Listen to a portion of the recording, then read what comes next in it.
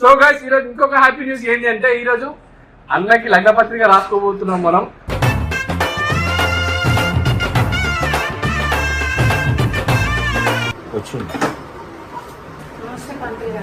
గోవుకి మనుషులకి పంపుతాం.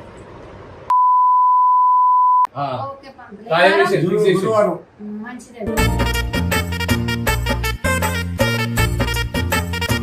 పందులారు మంచి చూడండి, జాతకాలు మంచి కలవాలి. అటు ఇటు అయిందనుకో మళ్ళీ మా అన్న అటు ఇటు అవుతాడు చూసి.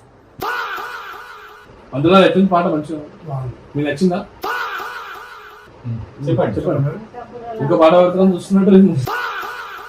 పందులారు అలా కట్నం అనిపిస్తాను ఉంటుందా? అన్నయ్య అన్నయ్య అన్నయ్య అన్నయ్య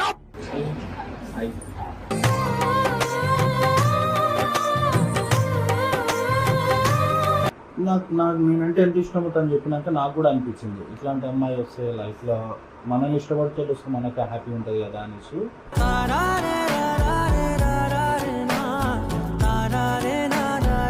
మీకు మనస్ఫూర్తిగా నచ్చితేనే అమ్మాయిని లైఫ్ టైం జాగ్రత్తగా చూసుకుంటేనే మీరు చెప్పండి.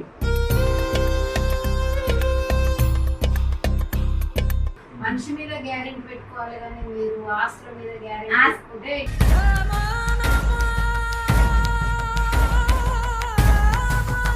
ఓకే అయితేనే ముంగట అందిద్దాం, లేకపోతే సరే ఇంటికి వెళ్ళిపోదాం, ఇంటికి వెళ్ళాక ఆలోచించి మళ్ళీ సంగతి చెప్తాం.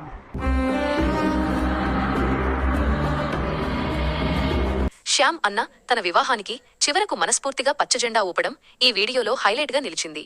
ముఖ్యంగా ఆ అమ్మాయి రాసిన ప్రేమలేఖలోని స్వచ్ఛత, ఆమె వ్యక్తిత్వం తనను ఎంతగానో కదిలించాయని, తనను అంతగా ఆరాధించే వ్యక్తి తోడుంటే జీవితం ఎంతో అందంగా ఉంటుందని ఆయన తన మనసులోని మాటను బయటపెట్టారు. ఈ క్రమంలో పెళ్లికూతురు కుటుంబ సభ్యులు శ్యామ్ నివాసానికి వచ్చి వారి భవిష్యత్తు గురించి ఆరా తీయడం కనిపిస్తుంది. వారు శ్యామ్ యొక్క యూట్యూబ్ సంపాదన, వృత్తిపరమైన బాధ్యతలు మరియు తన కూతురిని భవిష్యత్తులో ఎలా చూసుకుంటారనే విషయాలపై ఎన్నో సందేహాలను లేవనెత్తారు. దీనికి శ్యామ్ ఎంతో హుందాగా స్పందిస్తూ తన ఆర్థిక స్థితిగతులు మరియు పని ఒత్తిడి గురించి ఏమాత్రం దాచకుండా నిజాయితీగా వివరించడమే కాకుండా ఆ అమ్మాయిని కంటికి రెప్పలా గౌరవంగా చూసుకుంటానని హామీ ఇచ్చారు. అందరి సమక్షంలో ఆ అమ్మాయి కూడా శ్యామ్ యొక్క వ్యక్తిత్వాన్ని ఇష్టపడుతున్నానని, తనతో జీవితాన్ని పంచుకోవడానికి సిద్ధమని స్పష్టం చేయడంతో వాతావరణం ఎంతో ఆహ్లాదకరంగా మారింది.